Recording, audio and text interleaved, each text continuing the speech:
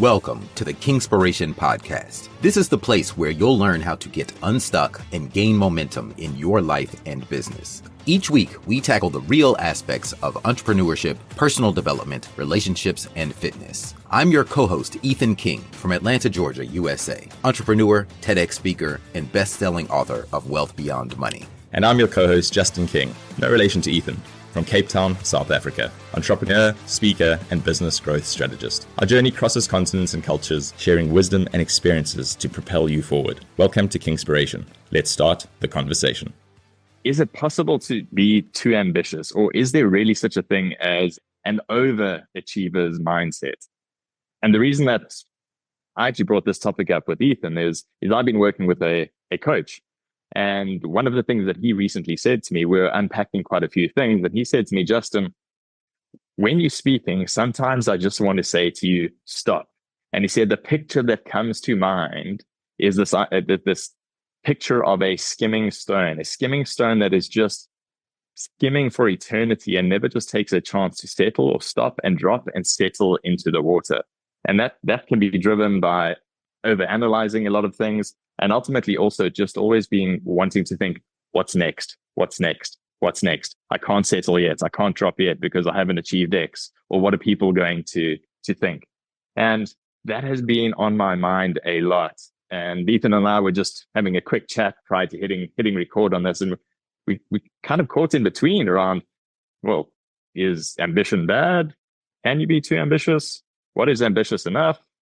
It's an interesting topic. So, Ethan, I don't know what your immediate thoughts are on this idea of what does too much ambition look like, or is it possible to be too ambitious? Yeah, I think it's all relative, but if you look at the top performers in life, like those who reach the pinnacle, like Michael Jordan, the greatest of the greats, they put their passion for winning above everything.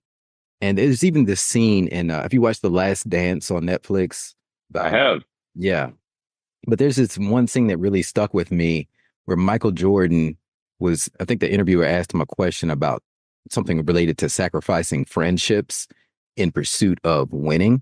And Michael Jordan kind of teared up a little bit because he realized that he did put winning ahead, and he would even, he would not tolerate any mediocrity from his teammates.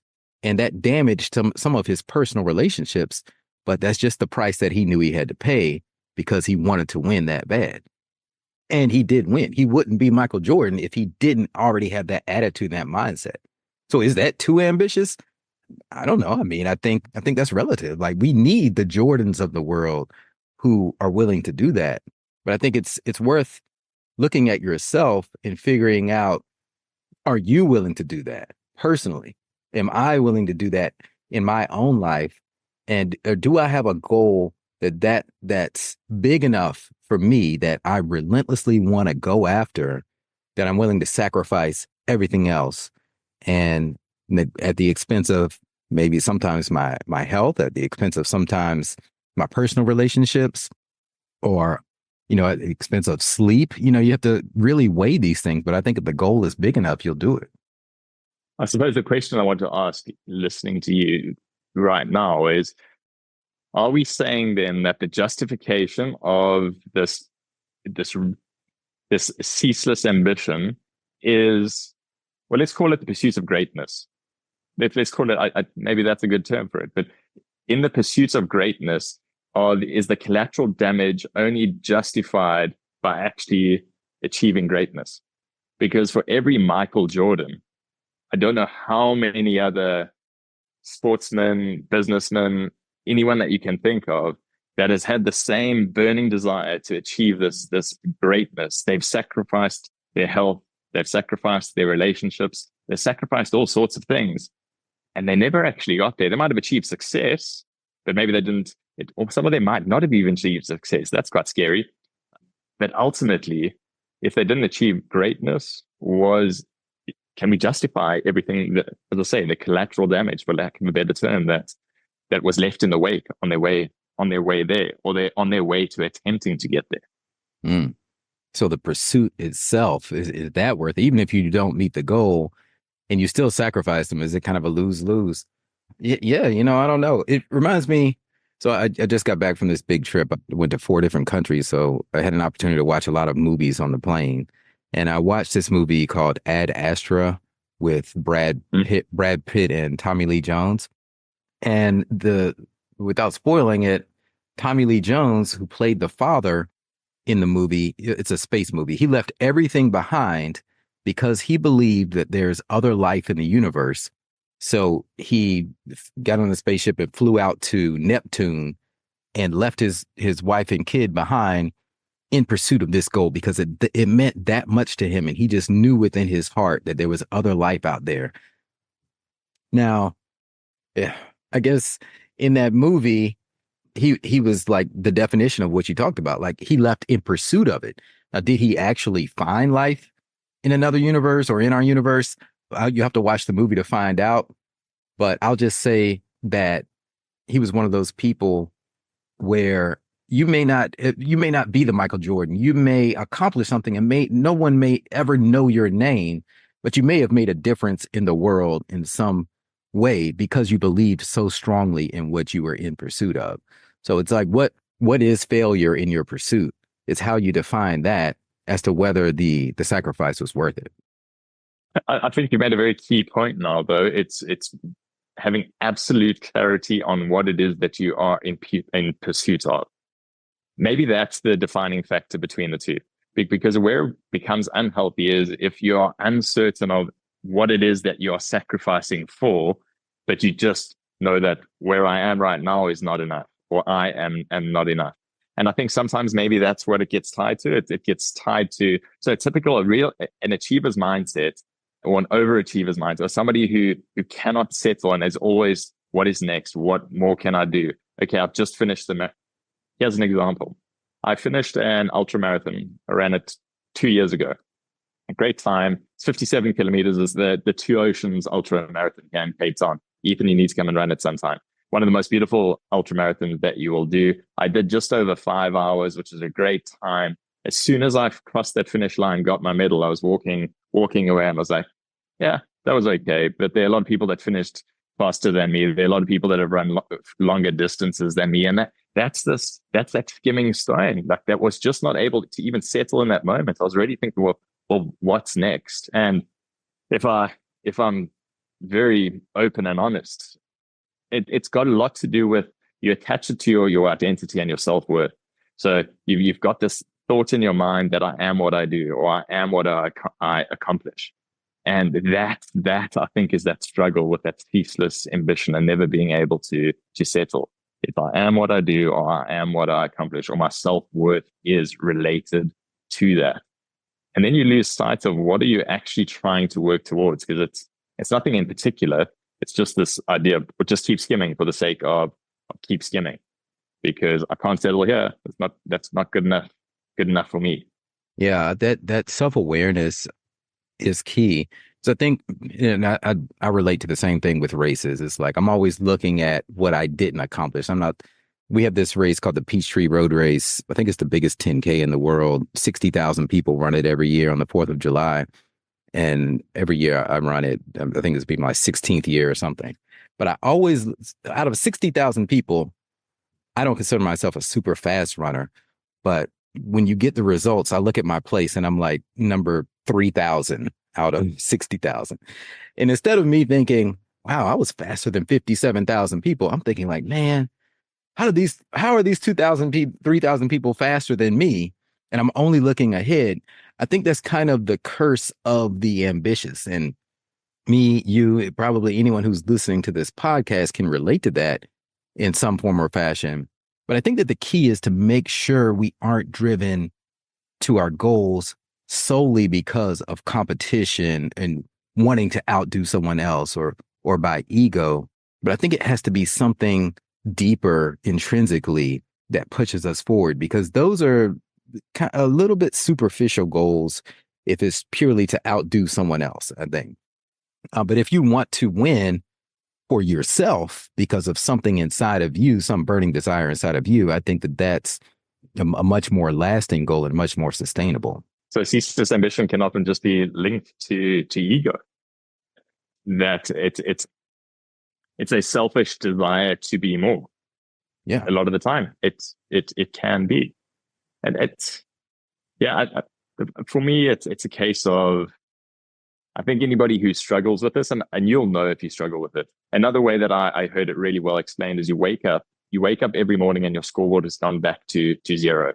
And throughout that day, you've got to close the day off at scoring a 10 or 100%, but a 10 out of 10 for the day. Otherwise, you've basically failed the day. You go back to bed, you wake up at zero again, and you've got to score a perfect 10 again. It's this achiever's mindset, this idea that you've got to be achieving perfectionism.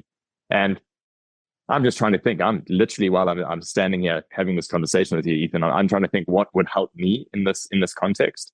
And I think it is mapping out. Alex, it goes back to a lot of Alex Hormozy spoke about the fact that he doesn't necessarily believe standing in front of the mirror, shouting a million affirmations at yourself. It's this idea of standing in. It's create a stack of undeniable evidence that you are who you say you are. And I think start listing. Well, for me, it's putting down some of those things that I have achieved. And if I was ambitious a year ago, 2 years ago, 3 years ago, would those things that I've achieved, would I have been ticking off on my list? I mean, saying, shit, Justin, well done. That's incredible. And then using that as a stack of undeniable evidence that, you know what, I am actually who I say I am. And my self-worth is validated, and I'm not only, my identity is not only linked to things that I'm going to achieve in the future. So it's also looking at some historical precedent, what you have done, and also cast your mind back a few years and say, geez, you were ambitious then. If you got to where you were now, would you give yourself a pat on the back? And I think actually stopping to pat myself on the back would be a good starting point. I'm using myself as the guinea pig here. I'm trying to think this through. Everything's a balance of spectrum, and you have to, pat yourself on the back, but also not rest on your laurels if you want to continue to achieve greatness. So there's a kind of a give and take there. And the way I handle that in my life, because it is hard for us to pause and reflect when we're constantly seeking more. And I don't think there's anything wrong with seeking more. I mean, that's where the greatest innovations in this world have come from people who want to seek more and achieve different peaks in life. But I've found that gratitude journaling, like starting out every morning with just writing down 3 things I'm thankful for, and then ending the day writing down 3 awesome things that happened that day. I mean, there's lots of gratitude journals out there you can get. I like the 5-minute journal. And of course, also my book, the Wealth Beyond Money Companion Journal, where I've kind of modified that and I have my routine. But gratitude is a big part of that. And because I think you need both. You need the appreciation of where you've come from, but you also need the intense desire to look ahead and keep striving forward. And to a point you said earlier, I think it's Rory Vaden who says, success is not owned, it's rented, and the rent is due every day. So that's, if we think it's owned and we achieve something in life and then we just, I made it, now I can kick back, you're not going to really continue to be successful because it fizzles out fast. Even with I monitor the number of steps that I get every day as part of my normal health routine. Right now, it's like 15,000 steps. Well, every day at midnight, that counter resets to 0. So the next day I have to hit that 15,000 again. And the next day I have to hit it again. It's not like I can just, run 20 miles one day and then be set for life. So you do have to, in any realm of life, that success meter starts over every day, and you just have to realize it's a constant grind, but you're also inching forward as you go. Do you think context, your stage of life, is a factor in this? And what I mean by that is young, single, in your 20s, massively ambitious, and you can burn the candle at both ends. You get married, family comes into play. At that point, does ambition become a team sport? And it's something that you've then got to consider, because you can't do what you were doing in your early 20s as an example. I'm just using that as an extreme example. But depending on the stage of your life, does it transition from an individual sport to a team sport if you have a family and a team that's going to be impacted by it? I think it's situational. Yeah, I think ideally if you do have a partner, it's great for your partner to be aligned with your ambitions and goals, because if you're too different, I know they say opposites attract, but if you're too different, like if your partner isn't ambitious at all and you are, then you're not going to really be aligned. Now, you don't have to be in the same business. Like my wife and I, we're in the same business, but you don't have to be. But I think that people should kind of be equally yoked when it comes to the ambition, or at least understand each other's level of ambition and be able to be okay with that, or else you're going to hold the other person back. But I do think that ambitions change. I mean, right now in my life, I mean, I still consider myself very ambitious. I mean, there's still nights when I pull all-nighters and, I'm burning the midnight oil. So, I mean, I feel like I'm still in my 20s. But also, my kids are getting old. Like both of my kids will be in the double digits this year. They'll be 10 and 14. And I'm finding myself wanting to spend more time with them and hang out with them and travel a bit less without them. I would just want to take them with me everywhere I go, because they're at the state at 14, typically in America at 18, you're out of the house. You go to college or university, you move on with your life. So I'm like, man, I only have 4 years with my daughter at home. So yes, it does affect the way I prioritize things, but it doesn't diminish my ambition. It just makes me kind of readjust things. Amazing. I completely resonate and hear you in what you're saying there. I think I'm going to bring this one home because my mind is still ticking over and I can ask a million more questions around this. I think the biggest thing with regards to ambition is just do your own little retro every now and again. So with regards to my ambition, like what is going well, what is not going well, and what could I do differently or better? And it's just checking ourselves every now and again to make sure that we aren't leaving necessarily a tail of distraction or collateral damage of people in your life. Because that's the biggest thing that so often happens is when you're overly ambitious, it comes at the expense of a lot of relationships. And that relationship can be with your family, friend, community, can also be at the expense of the relationship with yourself. So I think that would be the biggest thing. Just pause in your stride of ambition, just to do that little retro, just self-check what is going well, what is not going so well, what could I potentially do differently, and how is this impacting the relationships with people in my life and my relationship with myself currently? Yeah. And then keep going. 100%. And I would add to that, step 2, if we want to give that, if that were step 1, I think step 2 that we talked about is make sure you're clear on your wants and your needs, and make sure that they are really keyed to you and not driven by outside influence. And then number 3, like you said, build a stack of evidence that you really are who you say you are, and that look at what you've accomplished. Like take that time to reflect, pause, and show gratitude on what you've accomplished to validate who you really are. Brilliant. That's a wrap for today's episode of Kingspiration. We hope this conversation sparked insights to ignite action in your life and business. We're on this journey together, sharing our challenges and successes to help all of us take the next step towards building momentum and ultimately reaching our goals. If you found value in today's episode, please share it with someone else who might benefit and leave us a 5-star review. And remember to hit subscribe so you don't miss out on our weekly conversations. Until next time, keep rolling, keep growing, and keep being inspired.